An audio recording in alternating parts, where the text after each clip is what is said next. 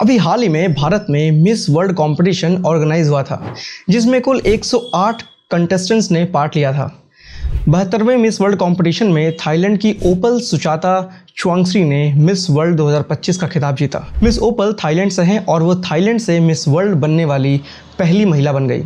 भारत को रिप्रेजेंट कर रही थी नंदिनी गुप्ता, पर हेडलाइंस बनाई मिस इंग्लैंड ने। कंपटीशन के बीच में ही वो अपने घर वापस चली गई एंड कुछ दिनों के बाद उन्होंने एक काफ़ी क्रिटिकल इल्ज़ाम लगाया मिस वर्ल्ड ऑर्गेनाइजर्स पर। उन्होंने बताया कि हमें वहाँ के एलाइट लोगों के सामने बिठाया गया, दो पार्टिसिपेंट्स को हर टेबल पर, और पूरी शाम उनको एंटरटेन करने के लिए कहा गया as a thank you gesture. मिला ने ब्रिटिश न्यूज़पेपर द सन को दिए इंटरव्यू में बताया कि उन्हें मिस वर्ल्ड इवेंट में प्रोस्टिट्यूट जैसा फील करवाया गया। मिला ने आगे ये भी कहा कि मेकअप 24 घंटे लगाना पड़ता था, ब्रेकफास्ट में भी बॉल गाउन्स पहनना पड़ता था। जब उन्होंने अपने CPR अवेयरनेस कैंपेन के बारे में बात करनी चाहिए तो लोग इंटरेस्टेड ही नहीं थे। किसी ने उनके सामने उनको चुटकी बजाकर बुलाया, जैसे कि बच्चों के साथ किया जाता है। मिस वर्ल्ड ऑर्गेनाइजेशन की चेयरपर्सन जूलिया मॉर्लेन ने मिला के सारे एलिगेशंस को गलत बताया और कहा कि वो अपने माँ के हेल्थ इश्यूज़ की वजह से वापस गई थी, इसलिए हमने तुरंत उनकी वापसी के अरेंजमेंट्स कर दिए थे।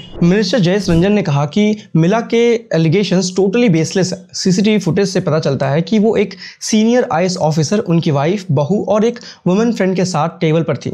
ऐसे सेटिंग में किसी इनएप्रोप्रिएट बिहेवियर का कहना एब्सर्ड है। मिस विल्स ने भी मिला के एलिगेशंस को डिनाई किया है और कहा है कि किसी ने हमारे साथ मिसबिहेव नहीं किया, सिर्फ थोड़ा डिस्कम्फर्ट तब हुआ जब काफ़ी सारे लोग सेल्फीज लेने के लिए आ गए थे।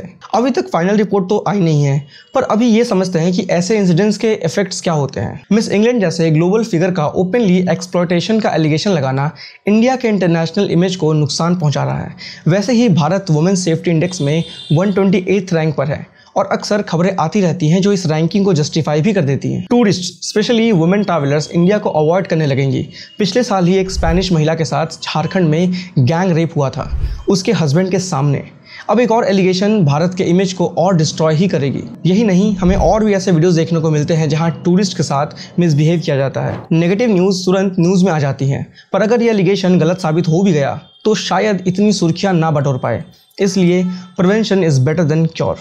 अब मिलते हैं कल शाम।